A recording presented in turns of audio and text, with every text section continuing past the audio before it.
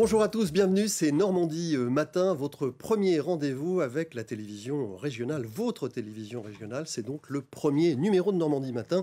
Bienvenue à tous. Au sommaire de cette émission, on vous parle aujourd'hui de la Cravate Solidaire, une association créée par Cassandra Huel. Elle est avec nous, elle est étudiante, elle a 24 ans, elle souhaite aider les personnes sans emploi à retrouver un travail en les habillant, en faisant attention à leur look. On en parle avec vous dans quelques instants, Cassandra Huel. Voilà pour le premier titre. Au sommaire également, ma commune en 10 photos avec le maire de Colombelles, monsieur Marc Potier, Colombelles dans le Calvados. Il viendra nous présenter sa ville, donc ma commune en 10 photos, la commenter. Et puis nous irons à Rouen, voilà où je vois Simon Larchevêque. Je vous salue Simon, vous êtes dans les studios de Rouen pour l'association Guideline, une maison du vélo à Rouen pour réparer son vélo, mais pas seulement, comme Simon nous le dira, une maison du vélo très conviviale s'il en est. Voilà, et on voit ces belles photos de votre association. Et puis enfin, nous irons du côté de Merville, Franceville, dans le Calvados, pour découvrir une activité ou un sport pas comme les autres. Le longe-côte, c'est simple, hein, c'est longer la côte en marchant. Voilà donc pour le sommaire de Normandie Matin. Je vous souhaite la bienvenue. Bonjour aussi à vous, Laurent Camp. Bonjour Laurent. Bonjour Jean-Loup. Qu'est-ce qui fait l'actualité dans notre région ? L'actualité ce vendredi en Normandie, Jean-Loup, c'est encore l'émotion et le recueillement après l'attentat contre Charlie Hebdo, avec des rassemblements qui se sont poursuivis hier et qui vont continuer ce week-end. 2000 personnes, par exemple, hier soir, rassemblées à Bernay dans l'Eure pour rendre hommage aux victimes de l'attentat et en particulier à Franck Brinsolaro. C'est le policier qui protégeait Charles qui était tué dans l'attentat. 2000 personnes se sont rassemblées, la plupart brandissaient un panneau écrit « Je suis Franck » en référence à « Je suis Charlie » évidemment. Et puis un autre rassemblement qui a beaucoup suscité de commentaires sur notre page Facebook, c'est ce rassemblement des lycéens à Saint-Lô dans la Manche hier après-midi. Ils étaient 1500 lycéens rassemblés pour rendre hommage aux victimes avec des commentaires d'internautes qui disent bravo et ça fait chaud au cœur et bravo pour cette initiative. Il y a aussi de nouveaux rassemblements, je crois, qui sont prévus samedi et dimanche. Oui, alors au mémorial de Caen, samedi matin à 11h30, ce sera une marche silencieuse avec des organisateurs qui demandent aux gens de venir avec une fleur ou un crayon. Et ce sera évidemment un lieu très symbolique puisque c'est un mémorial pour la paix. C'est aussi un endroit qui accueille régulièrement des rencontres internationales de dessinateurs de presse. Donc rendez-vous très symbolique samedi matin à Caen. Et puis il y a également 2 grands rassemblements au Havre et à Rouen. Ce sera samedi après-midi. Tous les 2 sont à 15h. Et à chaque fois, c'est devant l'hôtel de ville, samedi après-midi, Rouen et Le Havre. L'actualité, Laurent, c'est aussi le football dans la région. Oui, c'est aussi le football. Hein. Effectivement, la vie continue. Vous vous souvenez de l'exploit des joueurs d'Avranches qui sont en national, qui se sont qualifiés pour les 16e de finale. Ils vont jouer contre le FC Metz, candidat club de Ligue 1. Eh bien, les places sont à vendre à partir de cet après-midi. Il faut se dépêcher parce qu'il n'y en aura pas beaucoup. Ça se joue au stade d'Avranches. Il y a 5000 places à aller chercher justement à partir de cet après-midi au stade. Avranches et aussi on peut oui, saluer il y a d'autres clubs. Il y a Petit Quevilly, club de national qui va jouer contre Bastia. Là, c'est aussi le match a lieu mardi 20 janvier comme pour le match d'Avranches. Les places, il y en aura un petit peu plus parce que ça joue à Diochon. Il y a 10 000 places. Elles seront en vente à partir du début de semaine prochaine. Mais il faudra quand même y être. Avranches et Quevilly, on est évidemment derrière vous. Allez, tout de suite la météo.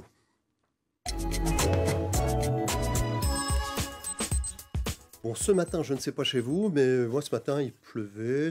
Il faisait pas très froid, j'ai l'impression. Non. C'est gris, c'est un peu pluvieux, c'est doux. On va voir quelques images envoyées par nos internautes. Alors, Fabienne, qui est à Beuzeville, dans l'Eure, qui était sur la route ce matin, sur la 13. Vous voyez, bon, ça, c'est effectivement, c'est plutôt grisaille, mais les températures sont assez douces, de l'ordre de 5 degrés.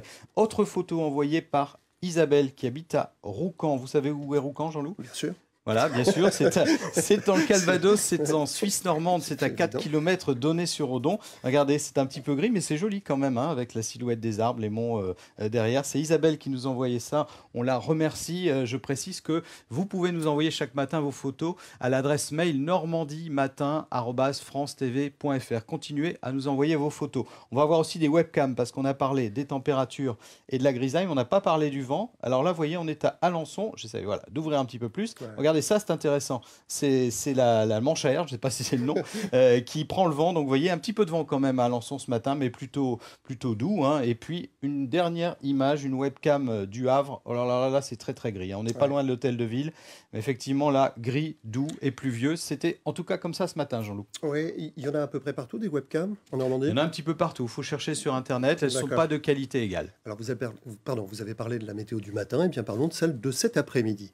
Cet après-midi, messieurs, dames, ciel maussade avec de faibles pluies ou des bruines qui gagneront peu à peu toute la région. Vent de sud-ouest modéré ou assez fort. Les rafales atteindront d'abord 60 ou 70 km/h, puis 80. Les maximales très au-dessus des normales de saison. 13 à Caen, Rouen et Alençon. 14 au Havre, Coutances, Granville, Saint-Lô, Évreux et le Cotentin. Et puis, il fera 15 degrés à Dieppe. Allons à Dieppe, non? C'est presque l'été. Hein. Et voilà. Allez, tout de suite, l'histoire du jour. Il n'y a pas de jingle. Et bien tout de suite quand même, l'histoire du jour. L'histoire du jour qu'on voulait vous raconter, c'est celle du ténor normand Cyril Dubois. Cyril Dubois, il est nommé aux Victoires de la musique classique. Il est originaire de Ouistreham dans le Calvados. C'est là que Cyril Dubois a fait ses premiers pas. Et c'est toujours avec beaucoup de plaisir qu'il retrouve sa chorale d'enfance, Mathieu Bellingen et Joël Amar. There was mickle melody at that childish birth. All that were in heavenly bliss, they made a mickle mirth. C'est une leçon qu'on n'oublie pas. Quand un ténor de la qualité de Cyril Dubois vient chanter avec les amateurs, le plaisir est partagé. Je suis très attaché à ce qui m'a vu grandir en fait. Moi je me considère toujours, plus qu'un professionnel, comme un grand amateur en fait. Quelqu'un qui aime ce qu'il fait et c'est vraiment tout cet amour qu'on partage de la musique, qu'on essaye de transmettre, et c'est ça qui est important pour moi. Et donc revenir aux sources de ce qui m'a vu grandir, en fait, c'est vraiment une grande joie. Cyril Dubois a commencé à chanter ici, avec cette chorale. Aujourd'hui, l'élève n'oublie pas ses origines. C'est très impressionnant pour nous, effectivement. Surtout qu'il nous dispense des conseils qui sont très utiles pour l'interprétation des chants. Avec nous, bouche fermée, et le quatrième en français. La chef de chœur de la chorale n'est pas impressionnée par le ténor professionnel. Il faut dire qu'elle l'a eu ici comme élève il y a 24 ans.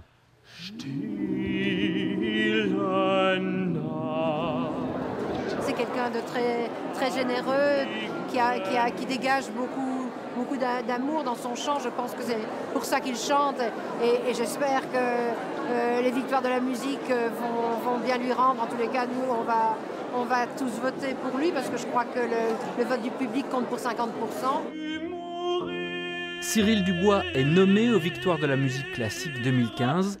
Rendez-vous le 2 février sur France 3.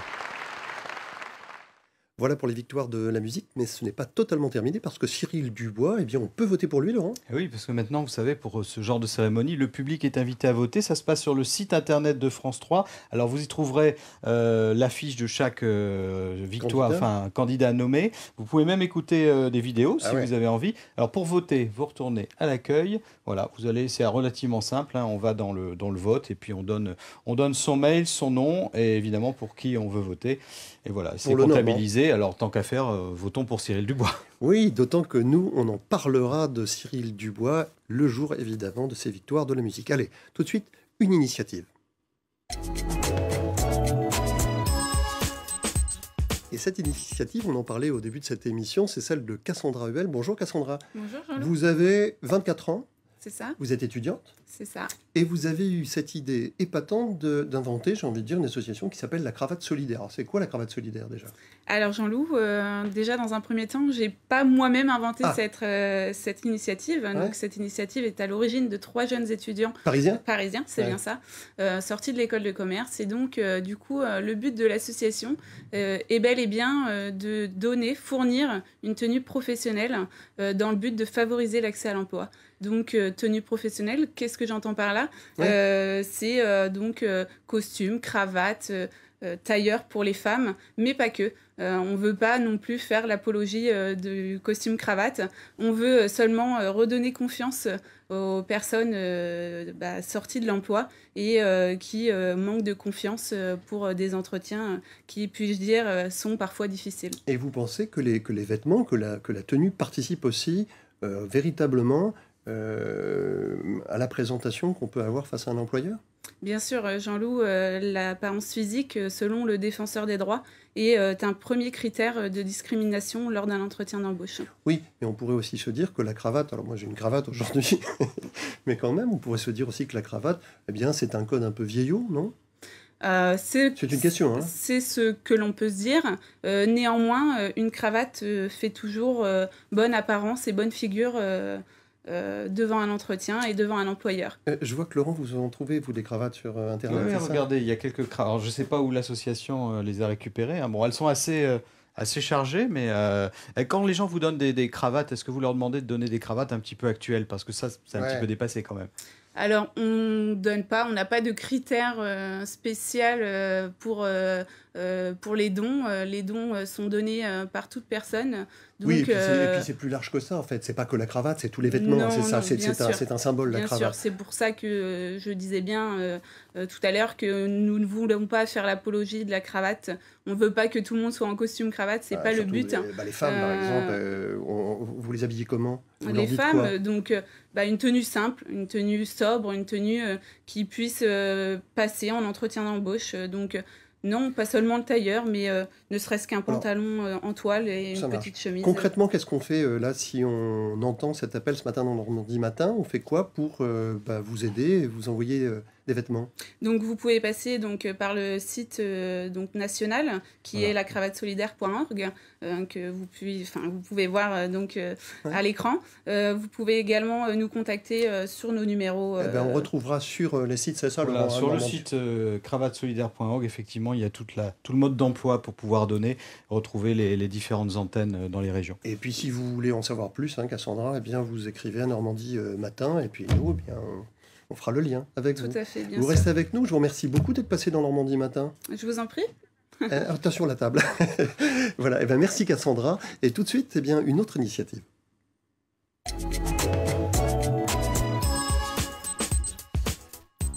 Une autre découverte, le longe-côte est un sport de randonnée aquatique en bord de mer et c'est au nord de la France, du côté de Dunkerque, qu'on a inventé ce sport. Alors, direction tout de suite Merville-Franceville pour en savoir plus. Et c'est Hélène Jacques de la rédaction de Caen qui s'y colle. Allez, tous à l'eau.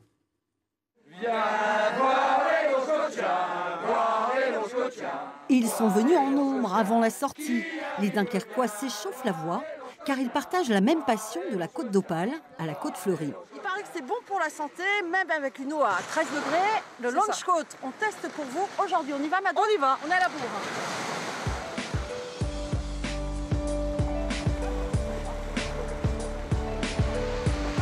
On est des petits martiens, on est des longe-côtiens, on flotte dans l'eau. Le but du jeu, c'est de flotter tout en ayant encore un peu les pieds au sol pour pouvoir gratter et avancer tous ensemble dans la bonne humeur. On a des gens qui ne savent pas nager, c'est pas un problème. Le longe-côte, c'est la porte de la mer. On apprend à se mettre en osmose avec le milieu, à vivre avec la nature. Et c'est la plus belle des choses, et à vivre ensemble. Depuis sa création en 2005 à Dunkerque, ce sport a essaimé tout le long des côtes françaises. Chacun va à son rythme. Il y a un petit courant là. On fait du footing notamment, on s'abîme les genoux, les hanches. Et puis donc là dans l'eau par contre on est porté, donc il n'y a aucun souci. Quand on sort de l'eau, on se porte bien, aussi bien qu'au départ. Allez les filles. C'est pas le rythme. Il faut un peu sportif. Moyenne d'âge, la cinquantaine. L'avantage d'un club, chaque randonnée est très encadrée. Ce sont les femmes qui ont d'abord osé se jeter à l'eau. Leurs hommes ont suivi. Ça a l'air de quoi de marcher dans l'eau? C'est ridicule. Un peu des pingouins, quoi. Exactement. Alors que là, effectivement, on est bien parce qu'on est complètement porté par l'eau. Et du coup, il y a de plus en plus d'adhérents. Il y a de plus en plus. Notre flèche, elle part comme ça, là. Elle monte, elle monte, elle monte. On a commencé à 5, on est arrivé à 150. Bon ben voilà, 1 heure dans l'eau, super, génial. Franchement, je crois qu'on fait pratiquer un peu tous les muscles. En plus, il n'y a pas de limite d'âge. Franchement, essayez, ça vaut le coup. Merci Hélène, c'est vrai qu'on essaiera, mais bon, il fait un peu froid quand même dans cette saison. Laurent, peut-être des combinaisons. Infos. Oui, j'ai vu, mais quand même, il fait froid. Il y a une info oui, autour de ce sport. le club a une page Facebook, Club Voile et Pagaie de Merville-Franceville a une page Facebook, donc c'est plutôt sympa parce qu'à chaque fois qu'ils font une sortie, ils mettent des vidéos, voilà, donc c'est plutôt amusant. Et puis il y a les coordonnées du club si vous voulez vous inscrire, il y a le numéro de téléphone juste dans l'accueil de la page. Voilà. On n'est pas obligé de s'inscrire, mais on peut s'inscrire. Voilà, on peut se renseigner déjà. Allez, tout de suite, on vous emmène à Colombelles. Et Colombelles, c'est dans le Calvados et on accueille monsieur le maire. Bonjour Marc Potier. Bonjour. Bon, quel temps ce matin à Colombelles? Toujours beau temps. Vous avez un microclimat, vous. Allez, Colombelles, quand même, 7000 habitants, tout près de Caen, on va dire une des grandes villes autour de Caen. Une ville en pleine expansion, Marc Potier? En plein renouveau, en plein retour à la vie, parce que c'est une ville qui était avant une grande ville industrielle. Alors justement, on va tout de suite, on va regarder les photos. Alors, cette première photo, Marc Potier. Ça, c'est la SMN, la Société métallurgique de Normandie, qui était le plus important complexe sidérurgique jusqu'en 1993. Et à la grande époque de la SMN, dans les années 70, il y avait ici près de 7400 ouvriers qui travaillaient pour produire l'acier. Oui, d'accord, ça a marqué vraiment la ville et l'usine a fermé. Novembre 1993, un peu plus de 20 ans. Voilà le symbole qui reste.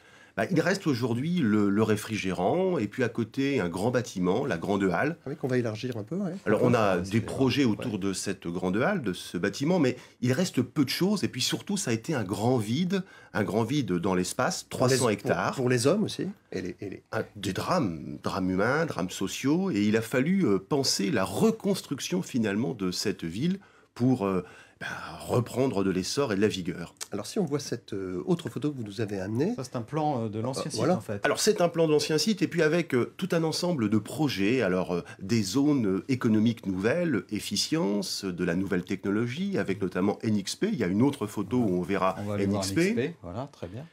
NXP, effectivement, très très beau bâtiment en tout cas. Beau bâtiment, et puis alors là c'est de la high-tech, c'est ici par exemple qu'on a fabriqué le NFC, le Near Field Communication, ce que l'on a sur nos portables, qui nous permet par exemple de payer, faire le sans contact, et donc ici, avant on produisait de l'acier, et aujourd'hui c'est de la recherche et du développement. Oui, parce que dans les années 93, vous avez voulu, vous Colombelles, mais aussi l'agglomération, faire venir...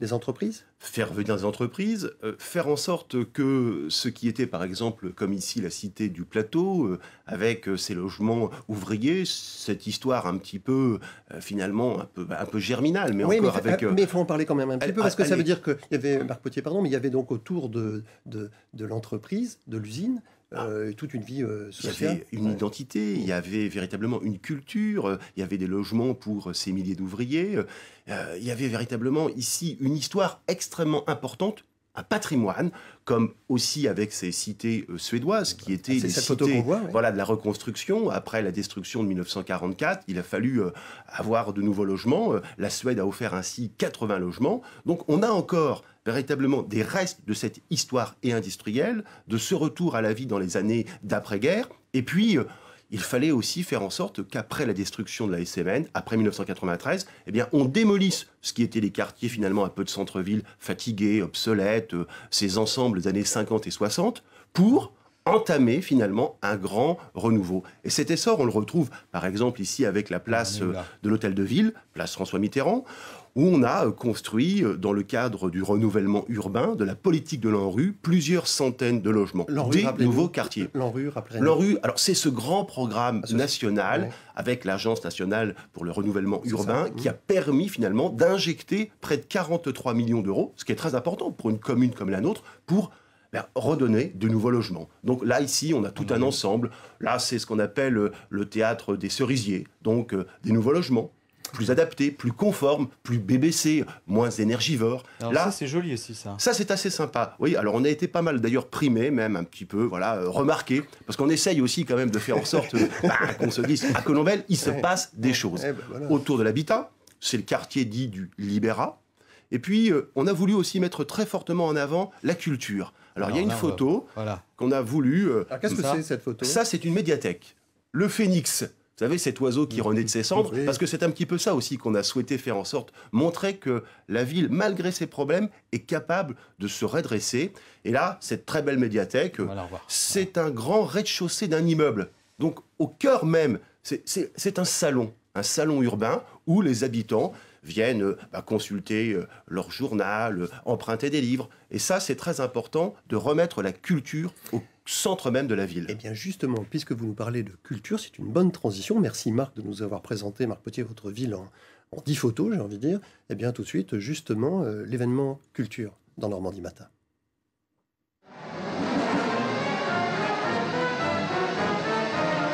Musiciens et publics sont unanimes. Le Havre a enfin une vraie salle pour la musique classique.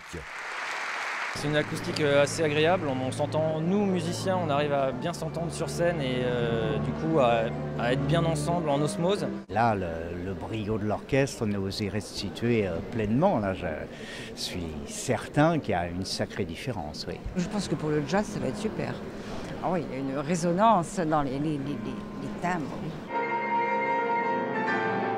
En 1982, lors de la première inauguration, le chef avait jeté sa baguette, furieux de l'acoustique déplorable. Aujourd'hui, il s'en amuse. J'étais pas fâché, j'étais dépité.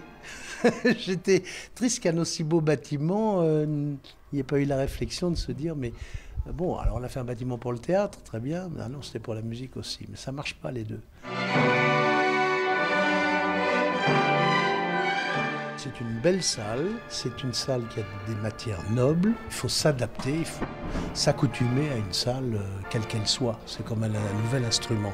Enfin, c'est le jour et la nuit avec ce que j'ai connu, et Dieu merci, il y a tout de même aujourd'hui des matières qui permettent à la musique de s'épanouir. Voilà. Le Volcan a gagné ses galons de grandes salles de spectacle d'envergure internationale. Avec 20 millions d'euros pour elle seule, sur une enveloppe globale de 60 millions, on n'en espérait pas moins. Voilà, la salle du Volcan qu'on peut retrouver au Havre, bien sûr. Allez, tout de suite, une autre initiative, on va rejoindre nos amis de Rouen.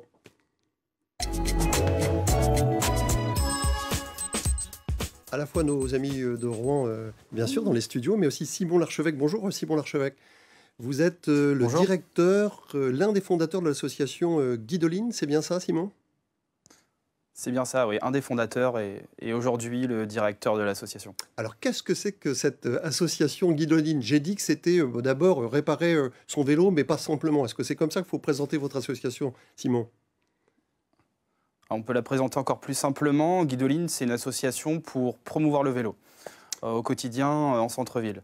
Pour cela, on a mis, vous en avez parlé, un atelier d'autoréparation en place. Alors, quand vous dites autoréparation, c'est-à-dire que chacun vient, mais vient avec son vélo, mais vous ne réparez pas, vous ? Non, nous, on ne répare pas. C'est vraiment ce qui fait la différence avec un magasin de vélo. Nous, on met à disposition des gens l'espace de l'association, l'atelier, les outils et surtout des conseils.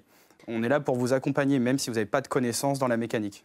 Ouais, c'est intéressant, c'est-à-dire que pourquoi d'ailleurs faire ça ? Pourquoi nous dire réparez vous-même votre vélo ? Quel sens ça a, Simon, pour vous ?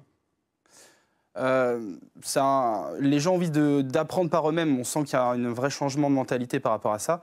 Et le vélo, la réparation est une vraie contrainte à l'utilisation au quotidien. Donc on s'est rendu compte qu'il y avait une vraie envie des gens d'apprendre par eux-mêmes la réparation. D'une certaine façon, vous ne voulez pas qu'on soit assisté, vous voulez qu'on soit aussi acteur, finalement, j'imagine, de ce moment-là. Et c'est aussi, c'est ce qu'on entend bien dans votre association, c'est du vivre ensemble, Simon ? Complètement, parce que les gens veulent apprendre par eux-mêmes et surtout veulent apprendre entre eux. Nous, au sein de l'association, on est là pour donner des conseils, des idées, mais on est surtout aussi pour laisser les gens s'entraider et apprendre entre eux la réparation. Bon, vous, ça vous vient d'où, à titre perso ? Vous êtes cycliste, vous aimez le vélo, c'est pour ça, mais pas simplement, ouais, vous aimez... ouais, c'est ça, la balade. J'aime le vélo, mais je ne suis pas un passionné plutôt par l'objet. Je pense que c'était quelque chose de naturel, un souvenir d'enfance, et au départ, surtout une passion qu'on a voulu partager. Oui, et dans cette passion, vous avez voulu partager avec vos copains. Alors, d'ailleurs, à Rouen, on peut se balader facilement dans votre ville à vélo ? On se balade de plus en plus facilement. Il y a des aménagements qui sont de plus en plus développés, et surtout, il y a une communauté de vélos de plus en plus présente, donc ça montre qu'il y a vraiment un changement de mentalité dans la ville. Dites-moi, il y a aussi un bar, un bistrot, je trouve ça vraiment épatant, c'est-à-dire que on peut se retrouver, on peut... oui, c'est ça, on voit le bistrot, là, par exemple. Ouais, c'est ça. On peut manger ou boire simplement? Complètement. Alors, on peut juste boire. En fait, le but, c'est pas d'avoir un café pour avoir un café, c'est vraiment d'avoir un lieu d'échange. L'excuse de venir réparer son vélo, c'est surtout de se retrouver. Du coup, quand on a réparé son vélo, on n'a plus trop d'excuses de rester. Donc là, on a un bon moyen de pouvoir échanger et d'être tous ensemble. Bah écoutez, merci beaucoup. Quand même, si on peut venir d'ailleurs Les gens viennent que de Rouen ou ils viennent d'ailleurs? Non, il y a des gens partout, même de l'étranger, parce qu'on fait partie d'un réseau national qui s'appelle qui regroupe à peu près une centaine d'ateliers en France. Okay, ben merci beaucoup Simon d'être passé dans Normandie Matin. Le temps passe très vite, mais on se reverra bien sûr. Et puis peut-être à vélo sur les routes. Merci beaucoup Simon d'être passé dans Normandie Matin. Laurent, peut-être une info, non?